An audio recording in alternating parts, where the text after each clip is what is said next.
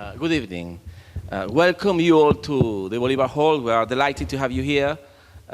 This evening, it's a special evening, we have a very good friend of ours, Ruben Zehla.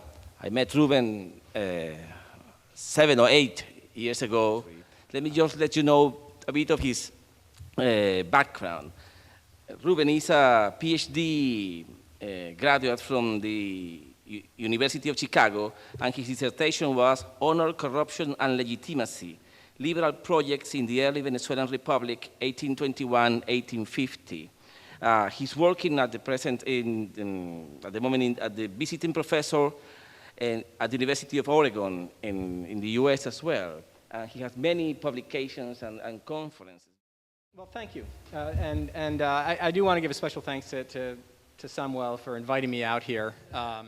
For quite a long time, historians have interpreted the first decades of independence in Latin America, not just Venezuela, but throughout Latin America in general, as a real failure. That these countries went independent, they tried to adopt these classical liberal ideas, and instead what they got was decades of violence and turbulence, that there were civil wars, there were regional wars, there were race wars, and that not only was there all this political instability, but that the political leaders were insincere and opportunistic in their use and abuse of these liberal ideas. That the leaders of the Latin American countries, they would talk a good game of equality and freedom and national unity, but really all they wanted was just, they were simply making a power grab and using these ideologies to justify their rather opportunistic efforts. And then in about the last 15 years or so, scholars have started to re-examine the post-independence period and have realized that actually it's a much more complicated story, and that in fact some of the leaders, not all of the leaders, but some of them were in fact quite sincere in their efforts, that they really did read and understand some of these ideas coming out of the North Atlantic, and that actually beyond just the upper crust elite, that actually the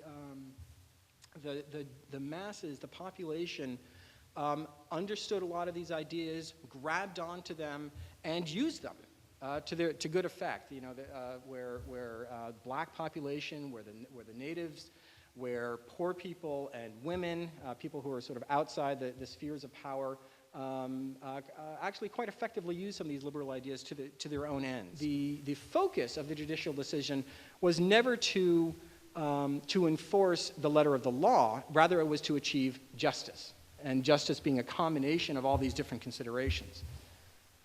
Regarding social transformation, I do think it's very important that we keep in mind that liberals at this time in the earlier half of the 19th century were not terribly concerned with social transformation.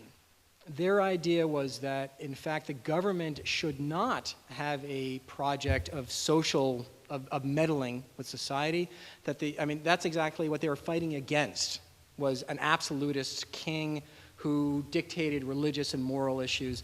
And their idea was that the government should back the heck out of that, and that we're going to declare everybody equal, we're going to come up with these new legal standards, and let society work itself out. But the state should not be involved.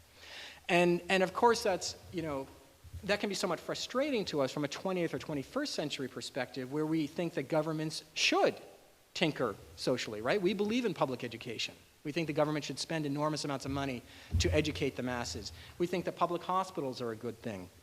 We think that public sanitation should be equal for everybody.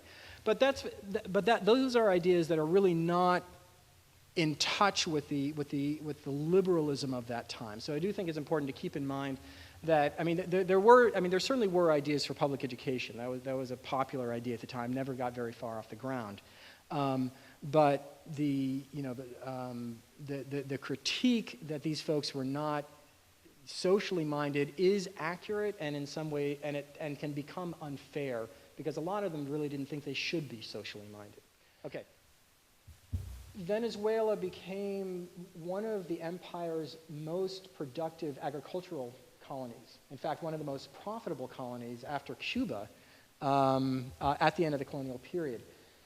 What that meant was that there were a number of agricultural producers who were also merchants who were clamoring for greater economic freedom. And they had some association with capitalistic notions going on in the North Atlantic. Books, Enlightenment books were illegal in the colonies. They were censored and not allowed, but some did trickle in.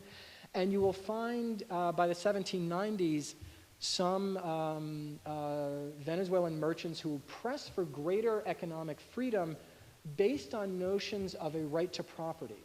All right, they don't fully define it in classical liberal terms, but they don't talk just about sort of social harmony or that I've got sort of traditional rights to trade, but they say I have a right to this property and I should have a right to sell it at the best price. So that I think because they were further away from a lot of the centers of the colonial rule, and very much wanted to become a part of this incredibly dynamic transatlantic trade. So largely through economics, they became very enamored with liberalism. As soon as they threw off the Spanish Empire and could start reading this stuff, economic freedom turned them on greatly, and for Venezuelans, that came associated with notions of full equality. And in turn, that came associated with reducing the power of the church. And the church already wasn't as strong. It's interesting that in 1830, the new Archbishop of Venezuela had signed the Declaration of Independence. So that it's not just among the secular leadership that you find these liberals, but even among some of the clergy, you'll find people who are in favor of some of these new radical ideas, which is in stark contrast to places like, say, Mexico or Peru.